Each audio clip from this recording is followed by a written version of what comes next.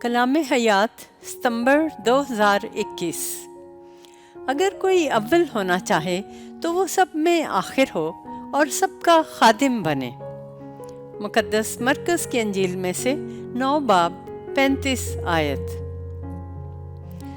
یسوع کے ساتھ کفرنہوم کو جاتے ہوئے اس کے شاگردوں کے درمیان بڑی گرم جوش تکرار چل رہی تھی، لیکن جب یسوع ان سے اس تکرار کے متعلق دریافت کرتا ہے تو وہ اسے جواب دینے کی ہمت نہیں پاتے، شاید اس لیے کہ وہ کچھ شرمندہ ہیں، کیونکہ وہ آپس میں یہ طے کرنا چاہتے تھے کہ ان کے درمیان سب سے بڑا کون ہے۔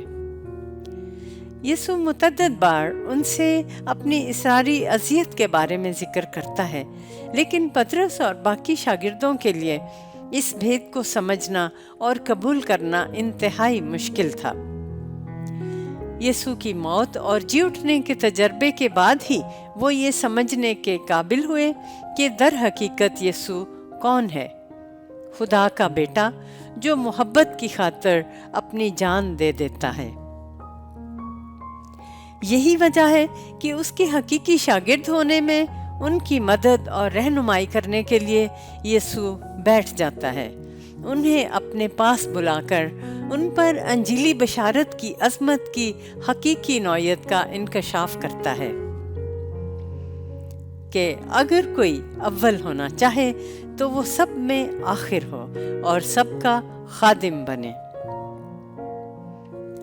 یسوع اپنے شاگردوں کی کمزوریوں اور خوف کے باوجود بھی ان پر بھروسہ کرتا ہے اور انہیں اپنی پیروی کرنے کے لیے بلاتا ہے تاکہ اس کے مشن میں وہ اس کے حصے دار بنے، اور اس کا مشن یہ ہے سب کی خدمت کرنا۔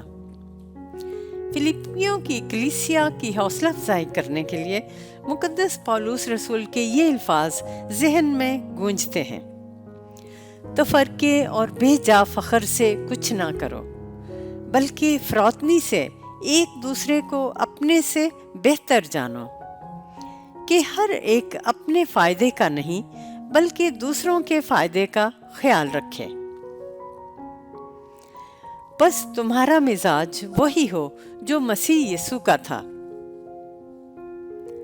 ایک غلام کی طرح خدمت نہ کریں جو کام کرنے پر مجبور ہوتا ہے، بلکہ آزاد شخص کی طرح جو اپنی طاقت اور صلاحیتوں کو بروئے کار لاتا ہے، اور نہ صرف ایک مخصوص گروہ یا طبقے کے فائدے کے لیے بلکہ بلا تعصب اور کسی کو خارج کیے بغیر فراخ دلی سے سب کی اور ہر ضرورت مند کی خدمت کرنے میں پیش رہتا ہے۔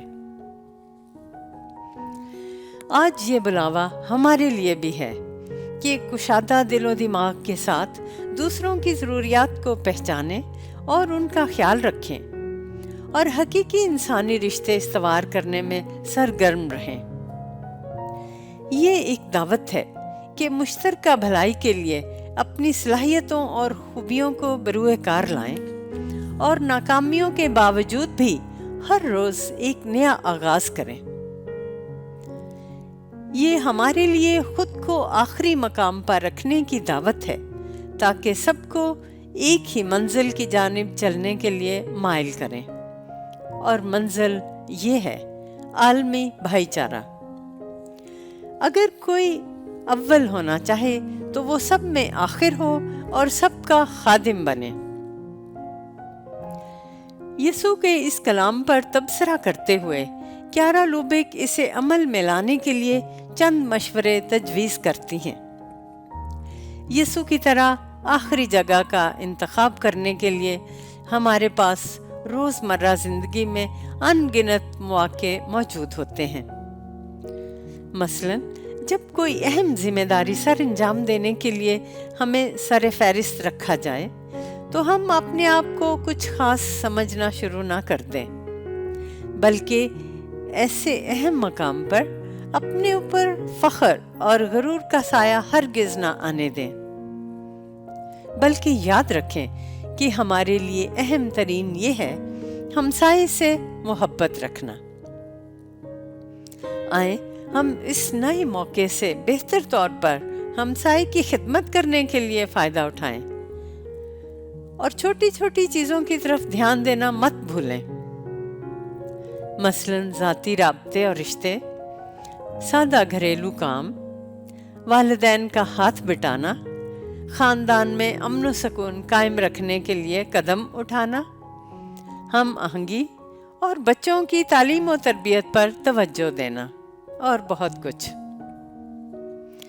بس ہر حال میں ہمیں یہ یاد رکھنا چاہیے کہ مسیحی ہونے کے معنی پیار اور خدمت کرنا اور خاص طور پر چھوٹوں اور کمزوروں کو ترجیح دینا ہے۔ اس طرح زندگی بسر کرتے ہوئے ہم زمین پر مسلسل خدا کی بادشاہی کی تعمیر کرتے رہیں گے، جس کے بدلے میں یسوع نے باقی ہر چیز کا وعدہ کیا ہے، مثلاً اچھی صحت اور وافر مقدار میں ہر چیز کی دستیابی، جن کو ہم دوسروں میں بانٹتے ہوئے بہتروں کے لیے خدا کی پروردگاری کے بازو بن سکتے ہیں۔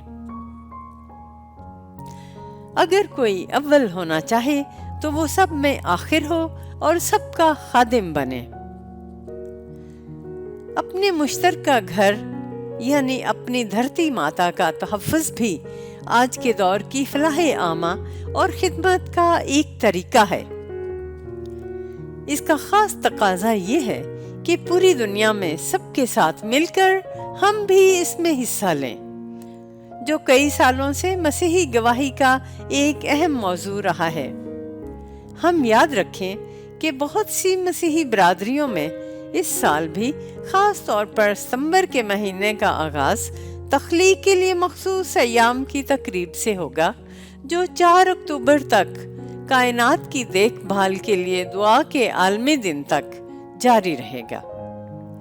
ایسے ہی ایک موقع پر تیزے کمیونٹی نے یہ دعا تجویز کی ہے: آئے محبت کے خدا، ہم تیرے حضور آتے ہیں، تو ہمیں اس قابل بنا کہ جو کچھ تو نے خلق کیا ہے اور سب کچھ جو تجھ سے آتا ہے، اس میں ہم تیری بے پایاں محبت اور شفقت اور حسن و جمال کو پہچان سکیں۔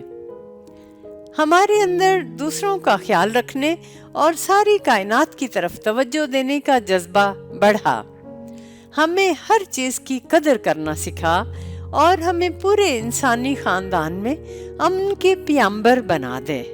آمین۔